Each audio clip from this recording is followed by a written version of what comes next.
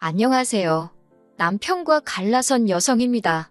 제가 이렇게 사연을 쓰게 된 건 황금알을 낳는 거위에 배를 가른 한심한 제 남편 이야기를 들려드리기 위해서예요. 1살 연하의 남편과는 지인들과의 모임에서 우연히 알게 된 사이입니다. 처음엔 서로 이름 말고는 아는 게 없었는데 그럼에도 불구하고 남편이 먼저 적극적으로 저에게 관심을 보였어요. 저 역시 그런 남편이 싫지 않았기에 모임 이후로 저희는 두세 번 더 만남을 가졌고요. 사실 남편은 저를 만날 때마다 어디 갈지 무슨 대화를 나눌지 준비를 해왔는데 그 꼼꼼한 성격이 인상적이었답니다. 저 하나 어떻게 해보려는 게 아니라 정말 저와의 만남을 진지하게 생각하고 있다는 믿음을 갖게 해줬거든요. 어른스러운 사람이라고 생각했기에 남편이 저보다 1살 연하라는 사실을 알았을 땐 꽤나 놀랐네요. 이후로 저희는 6개월의 짧은 연애를 했고 결혼까지 약속했습니다. 아이가 생기거나 그래서 서둔 것은 아니었고요. 서로 많은 것을 알고 시작한 관계가 아니었기에 결혼 준비를 하는 과정에서 새롭게 알게 된 사실들이 많았어요. 그리고 솔직히 그중에는 이건 아닌데 싶어서 걱정스러운 부분도 꽤나 있었지요. 문제는 제 눈에 콩깍지가 씌어도 단단히 씌어있던지라 제대로 짚고 넘어가지 못했다는 거예요. 주변 사람들 몇몇이 저에게 정신 차리라며 핀잔을 주기도 했지만 그땐 그런 소리가 제 귀에 들리지 않았네요. 말이 나와서 말이지만 돌이켜 생각해보면 남편과 저는 조건에서 차이가 많이 났어요. 일단 저에 대해 먼저 이야기해보자면 저는 비교적 유복한 환경에서 자랐습니다. 공기업 간부를 지내신 친정아버지와 중학교 선생님으로 재직하신 친정어머니 밑에서 부족함 없이 많은 걸 누리며 살았지요. 두 분은 엄격하셨지만 동시에 학업적인 부분에 있어서는 제가 원하는 거라면 무엇이든 도전해볼 수 있게끔 지원을 아끼지 않는 분들이셨거든요. 그리고 제가 고등학교에 입학하던 시기에 조부모님이 돌아가셨는데 그때 친정아버지 앞으로 제법 규모가 있는 땅을 남기셨다 들었습니다. 그리고 정확히 7년 후에 그 땅이 개발이 되면서 크게 보상을 받으셨네요. 반면에 남편의 경우 아버님께서 여러 사업을 손대셨는데 이렇다 할 재미는 못 보셨답니다. 오히려 새로운 사업을 시작하실 때마다 사는 게 더 어려워졌던 모양이에요.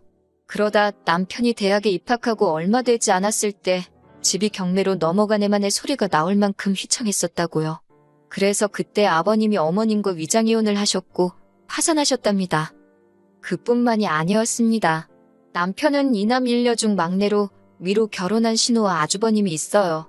그리고 일단 신우 이야기를 해보자면 신우는 저희가 결혼하던 때 이미 이혼한 상황이었고 혼자 애들 둘을 키우고 있었지요. 이혼 사유는 저도 정확히는 모르지만 아이를 도맡은 걸로 봐서는 신우한테 귀책 사유가 있던 것 같지는 않대요. 다만 이혼 이후로 남자 쪽에서 양육비고 뭐고 돈 없다고 배째라는 식으로 나와서 경제적으로 곤란을 겪고 있더라고요. 그리고 아주버님은 아버님처럼 사업을 한답시고 이것저것 하다가 저희가 결혼하던 당시에는 대형마트에서 일을 하고 있었어요. 형님은 무슨 이유 때문인진 몰라도 집에 있었고 그래서 아주버님 외벌이로 중학생 둘을 키우는 상황이 돼요. 하지만 그래도 저는 괜찮았어요. 남편이 저에게 말하기를 시부모님이 어떻게 사시건 아주버님이나 신우가 어떻게 살건 각각 독립된 가정이라면서 걱정할 필요가 없다고 했거든요. 서로가 서로에게 부담 주지 않는다면서요. 그리고 실제로 어머님 아버님께 인사를 드리러 갔을 때도 어머님이 먼저 하시는 말씀이 너희 둘만 잘 살면 된다 하셨으니 제가 순진하게 그 말을 믿었네요. 해줄 수 있는 게 없으니 바라는 것도 없다. 예단도 안 해와도 된다 하셨고 한편 친정에서는 솔직히 제 결혼을 탐탁지 않아 하셨어요.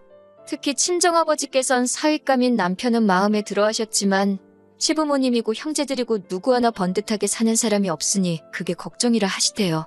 하지만 친정어머니께서 제 편이 되어주셨습니다. 사실 저희 친정부모님이 결혼하실 때도 친정어머니 쪽, 그러니까 외가 형편이 안 좋아서 조부모님이 많이 반대를 하셨다고 그래요. 그래서 조부모님 돌아가실 때까지 친정어머니랑 사이가 썩 좋지는 않았거든요. 당신 어려웠을 때가 생각이 난다면서 친정아버지더러 어차피 결혼시킬 거면 반대하지 마라. 애들 가슴에 안 된다 하며 제 편이 되어주셨지요. 그래서 친정어머니 덕분에 남편과 결혼할 수 있었습니다. 물론 저희가 이혼을 하면서 친정어머니께는 면목 없게 되었지만요. 친정부모님은 북적거리는 서울이 싫다며 지방에서 작은 전원주택을 지어 생활하고 계셨고 저는 오피스텔에서 자취를 했습니다. 신혼살림은 오피스텔 보증금과 남편이 모은 돈을 합해 작은 아파트 전세로 시작했어요. 친정 부모님이 집을 해주신다 하셨지만 제가 사업자금으로 대달라 했습니다. 사실 사업 아이템은 이미 오래전부터 생각해놓고 있었고 결혼을 하면 직장을 관두고 사업을 하겠다는 계획도 있었거든요. 어차피 아이 낳고 하면 휴직해야 되고 그러면 눈치 봐가면서 회사 생활을 해야 하는데 그렇게 살고 싶지 않았달까요? 그리고 이건 여담이지만 제가 사업을 하겠다고 했을 때는 친정아버지는 찬성, 친정어머니는 반대를 하셨어요.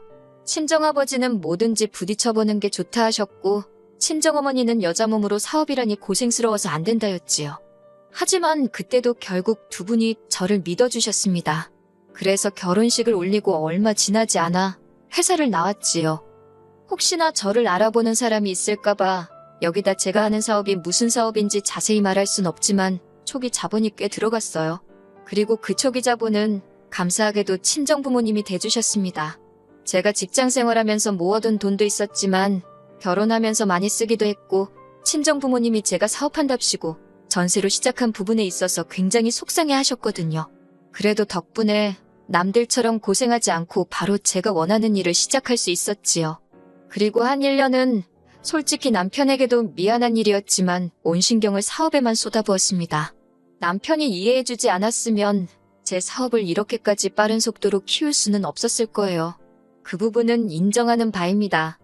그렇게 사업을 시작한 지 햇수로 2년차가 되어갈 때는 한 달에 1,000만 원 이상은 너끈히 벌게 되었어요. 그리고 저는 그중 200만 원을 매달 친정부모님께 드리기 시작했습니다. 용돈도 생활비도 아닌 딸이기 전에 저라는 사람을 믿고 투자해 주신 데 대한 일종의 배당금의 개념이었지요. 친정부모님께서는 안 받는다, 못 받는다 처음부터 한사코 거절하셨습니다만 그래도 계속 보내드렸어요. 그러자 제 고집은 못 이기겠다며 친정아버지께서 그래 기쁜 마음으로 받겠다 하시대요. 그리고 이 부분 역시 남편도 다 알고 있었습니다. 말이 나와서 말이지만 남편에게 금전적인 부분에 있어서는 작은 비밀도 만들지 않으려고 했어요. 왜냐하면 남편은 극구 아니라고 하지만 제 사업이 잘 될수록 남편이 기죽어하는 게 눈에 보였거든요. 그래서 오히려 더 솔직하게 터놓고 이야기를 했던 것 같습니다. 별것도 아닌데 숨기다가 괜히 나중에 자기를 무시했네 어쩌네 그런 식으로 나오진 않을까. 왜 찌질한 남자들은 와이프가 자기보다 잘 나가면 배 아파서 심술을 부린다잖아요. 제 남편이 그럴 사람은 아니라고 생각했지만 그래도 혹시나 하는 마음에 오히려 더 오픈하고 지냈던 것 같아요. 그리고 그게 화근이었던 모양입니다. 언젠가 하루는 남편이 저에게 넌지시 제 사업장에서 신호를 쓸 수 있겠냐고 묻더라고요. 그런데 제 사업은 컴퓨터로 하는 일이 많아서 사실 아주 경력이 없는 직원은 적응하기가 쉽지 않은 구조거든요. 그래서 남편에게 그건 좀 어려울 것 같다 하니 꼭 사무직이 아니어도 좋다고 뭐가 좀 없겠냐고 그래요. 하지만 아무리 머리를 쥐어짜내도 줄만한 자리가 없었고 그리고 솔직히 한 사무실에서 신우랑 일하는 게 편할 리가 없잖아요. 그래서 미안하지만 안 된다 했습니다. 그러면서 신우가 요새 경제적으로 많이 힘드냐 물었어요. 그랬더니 남편이 솔직히 털어놓겠다면서 작년부터 신우한테 한 달에 생활비로 30만 원씩 보내주고 있었답니다. 신우네 애들 통신요금 같은 것도 자기가 내주고 있었다는데 좀 황당하더라고요. 제가 사업이 잘 되기 시작하면서 남편한테 달달이 좀 넉넉히 용돈을 주고 있기는 했는데 그 돈으로 신우를 도와주고 있을 줄은 몰랐으니까요. 그리고는 순간 혹시나 싶어서 신우네만 그렇게 도와줬냐 물으니까 그것도 아니랍니다. 신우네 도와주는 게 어쩌다 보니 아주버님 귀에도 들어갔는데 아주버님이 서운하다고 엄청 뭐라고 했다나 봐요. 남편을 불러다 놓고 예전에 아버님 사업 망할 때 아주버님이랑 신우가 얼마나 고생을 했는지 아냐. 근데 너는 막내고 학생이라고 아무 도움도 못 되지 않았냐. 지금이라도 그때 못한 네 몫을 해라 어쩌라 하면서. 그리고 남편은 바보같이 거기다 대고 억지 쓰지 말라 소리도 못하고 아주버님 말이 맞는가 싶어서 돈을 주기 시작했다는 겁니다. 어이가 없었지요. 내 남편한테 이렇게 물러빠진 구석이 있었나 싶고. 사실 남편이 용돈을 어떻게 썼건 간에 그건 제가 뭐라고 할 건 아니라고 생각했어요. 게다가 남도 아니고 가족을 도와줬다는데 그걸 야박하게 뭐라고 하기도 그렇고. 다만 어머님 아버님께도 이미 제가 따로 달에 50만 원씩 챙겨드리고 있는 상황에서 신우와 아주버님한테도 돈이 나가고 있었다니 솔직히 답답하고 화가 나긴 하대요. 그래도 더는 추궁하지 않고 일단은 알겠다 했습니다. 대신 앞으로는 시댁에 돈 들어갈 일이 생기거든 먼저 상의를 해달라고 독단적으로 결정하지 말라고 했네요. 이런 식으로 알게 되는 거 찝찝하고 마음 상한다고요. 제 말을 들은 남편도 자기가 생각이 짧았다고 미안하다고 했고 그래서 그렇게 일단은 넘어갔지요. 한편 저는 다가올 어버이날 친정아버지 차를 바꿔드릴 계획을 세우고 있었어요. 친정아버지 차가 거의 10년 가까이 타신 차라 오래되기도 했고 그럴듯한 선물 하나 꼭 해드리고 싶었거든요. 게다가 제가 벌어서 제가 해준다는데 구구절절 이유가 필요한가 싶었어요. 다행히 남편도 별말 안 하고 알아서 하라길래 아무 문제 없다고 생각했고요. 그리고 얼마 후 시댁에 가게 되었습니다. 어머님 생신하고 어버이날하고 3일 차이밖에 안 나서 늘 한 번에 챙기거든요. 시댁은 저희 집에서 차로 1시간 정도 걸리는 거리에 있고 온 가족이 다 모여야 하다 보니 주말밖에 여의치가 않아서 주말 저녁 시댁에서 모이기로 이야기가 되었지요. 그렇게 약속 당일 시댁에 도착하니 아주버님 식구들과 신우 그리고 시조카들까지 전부 다 와 있더라고요. 그리고 좀 황당했던 게 집에서 먹자고 얘기가 되어서 제가 갈비랑 잡채를 해갔거든요. 그런데 정작 신우나 형님은 빈손으로 왔더군요. 그래놓고 한다는 소리가 시조카들이 그렇게 고기를 먹고 싶어 한다면 나가서 먹자는 겁니다. 그러면 처음부터 저한테 얘기라도 해주면 제가 갈비랑 잡채하느라 시간 낭비할 일은 없었을 거 아니에요? 그렇다고 기왕 해간 걸 다시 챙겨오기도 뭐해서 그럼 이건 어머님 아버님 두고 드시라 하니 그걸 또 어머님은 신우와 형님더러 챙겨가라 싸주고 계시는데 솔직히 거기서부터 저도 마음이 좀 상했지요. 한편 그렇게 저희는 시댁에서 멀지 않은 고깃집으로 향했습니다. 시작부터 돼지갈비 15인분을 시켰고 소주도 몇 병 시키더라고요. 그리고 얼마 안 가 다들 술에 조금씩 취하면서 일이 벌어졌어요. 아버님이 먼저 저희 친정부모님 차 바꿔드리는 이야기를 꺼내셨거든요. 사돈은 자식 잘 둬서 매달 용돈 받고 차도 바꿔주고 팔자가 늘어졌다나요. 솔직히 말씀하시는 어감이 썩 좋진 않았지만 아무래도 술도 드시고 하셨으니 그러신가 보다 하고 넘겼습니다. 그런데 어머님도 질세라 한마디 하시더라고요. 그래도 시부모도 부모라는데 좀 서운하다 하시면서 똑같이는 안 해줘도 어느 정도 흉내는 내줘야 하는 거 아니냐면서 우리는 오토바이라도 하나 사주려나 그러시는데 말에 뼈가 있는 느낌이랄까요? 그러자 신우가 비아냥거리는 목소리로 사줄 사람이었으면 진작에 자전거라도 사줬지 그러는데 이게 무슨 상황이지 싶대요. 황당해하는 저를 보면서 신우가 한다는 말이 시부모는 똥차도 한 대 없는데 친정부모님 차 바꿔드릴 생각할 때 그 생각은 안 났냐입니다.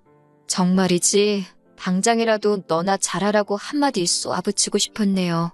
하지만 시조카들도 있는 자리에서 괜히 돈 가지고 어른들끼리 이러쿵저러쿵 말하는 모습을 보이기가 그래서 일단은 그냥 무시했어요.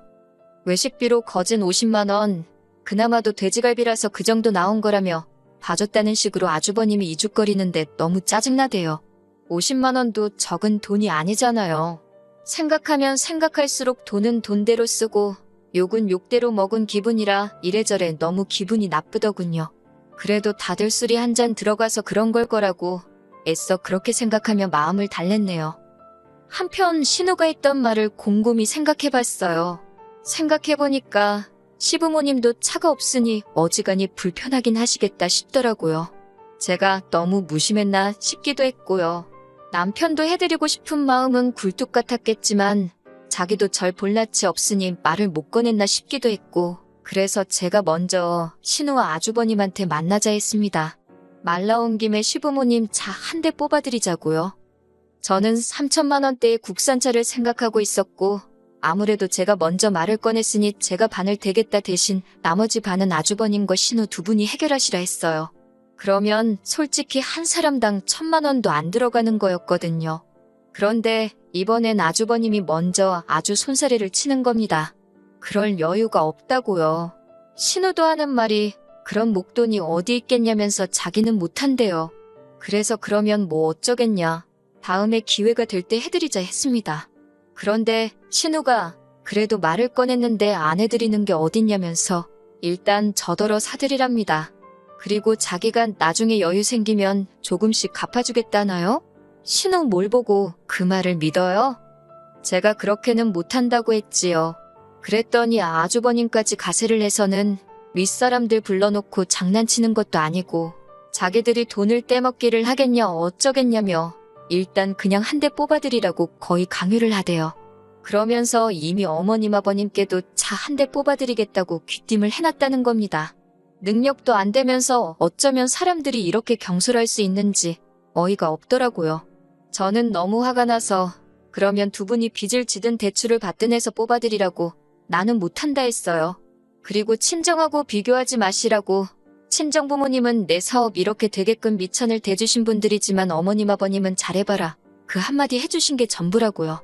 그런데 어떻게 똑같이 잘해드리냐고 딱 잘라 말했지요. 솔직히 여기서 끝났으면 제가 이혼까지는 생각도 안 했을 겁니다. 그냥 아주버님하고 신우가 정신머리가 없구나, 염치가 없구나 그렇게 욕이나 몇 번 하고 말았을 거예요. 그런데 그날 저녁 낮에 있었던 일을 남편에게 이야기하니 남편이 뜻밖의 반응을 보였지요. 그게 결정타였고요. 남편이 저를 물끄러미 보더니 무조건 안 된다고 하기 전에 자기랑 상의를 했어야 하는 거 아니냐고 그래요.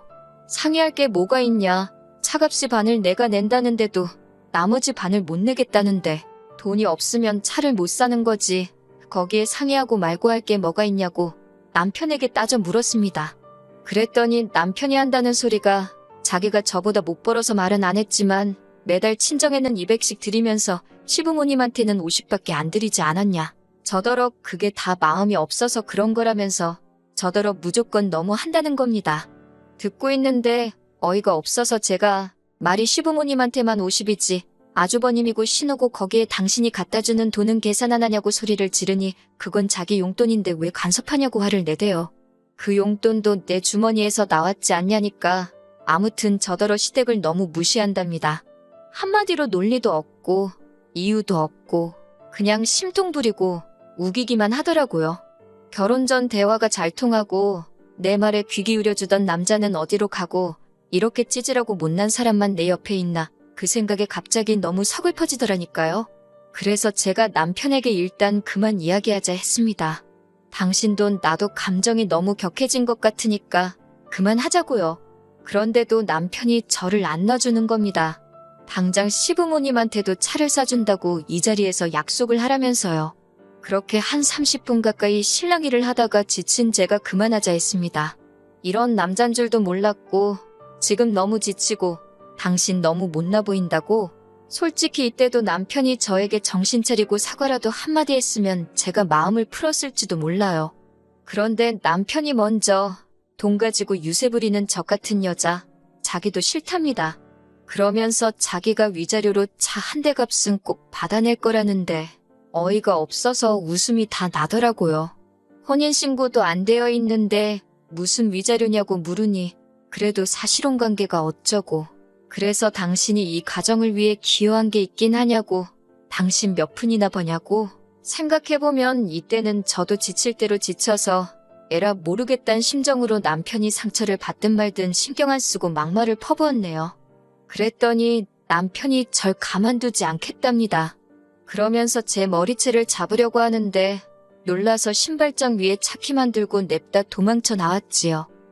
그 길로 차를 끌고 친정으로 향했습니다.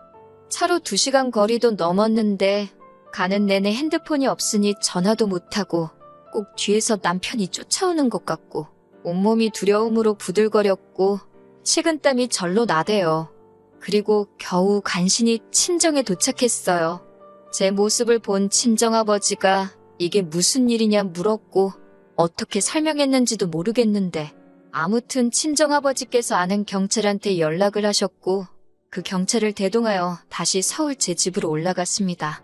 그렇게 현관문을 여니 집안은 온통 아수라장이 따로 없었어요. 남편이 지 승질에 못 이겼는지 TV고 뭐고 다 때려부셔놨더라고요. 소름이 쫙 끼쳤습니다. 이런 남잔 줄 모르고 3년 가까운 시간을 살을 부대끼며 살았다는 게 남편은 저희 친정아버지와 함께 간 경찰을 보더니 자기가 넘어져서 이렇게 된 거라며 말도 안 되는 변명을 하대요. 하지만 그런 변명이 통할 리 없었지요. 아버지 지인인 경찰의 도움으로 남편이 일단 경찰서로 가게 되었고 저는 그 틈에 제 짐을 다 챙겨서 친정아버지와 친정으로 내려갔습니다. 그리고 이후의 일은 변호사를 선임했지요. 기물파손과 협박 그 외에도 여러 가지 죄명으로 남편을 고소했거든요. 그제서야 남편은 자기가 잠깐 정신이 나갔었나 보다며 그동안 우리 같이 산 시간을 생각해서라도 이번 한 번만 용서해달라고 빌더군요. 합의만 해주면 제 근처에 얼씬도 하지 않겠다면서 말이에요. 남편뿐만 아니라 시부모님은 물론이고 신우랑 아주버님 내외까지 다들 돌아가면서 전화를 해댔고 문자를 보내는데 확인 안 하고 무시하는 것도 환장할 노릇이대요. 그래서 결국 핸드폰 번호는 바꿨고 남편에게는 합의도 선처도 없다 했습니다. 법대로 하자고요.